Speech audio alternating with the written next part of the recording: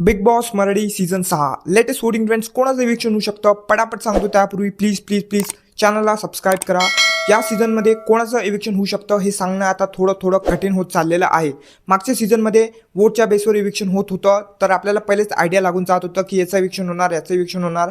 या सीझनमध्ये बिग बॉसला वोटसोबत काहीच घेणदेण नाही राहिलेलं आहे, तर थोडं कठीण आहे. पण तरी मी तुम्हाला सांगतो, सुरू करूया लेटेस्ट वोटिंग ट्रेंड्सपासून. टोटल 6 कंटेस्टंट नॉमिनेट आहे. जर तुम्ही कालचा व्हिडिओ बघितला असेल तर तुम्हाला माहीत असेल की कोण कोणत्या नंबरवर आहे, कमीत कमी थोडासा आयडिया असेल. तरी आज चेंज झालेला आहे. नंबर 6वर संकेत आलेला आहे, नंबर 5वर रेवा गेलेली आहे. तुम्हाला एक गोष्ट मी सांगून देतो सुरुवातीलाच, या दोघांपैकी एक जण आपल्या डेंजर झोनमध्ये दिसणार पक्का आहे.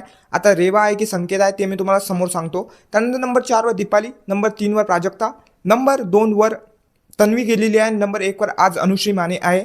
उद्याचा आणखी एक दिवस आहे, तर आपल्याला माहीत पडते की कोण वरताखाली होणार कोण नाही. इव्हिक्शनबद्दल बोलायचं, संकेत आणि प्राजक्ता या दोघांपैकी कोणीही इव्हिक्ट होऊ शकतं.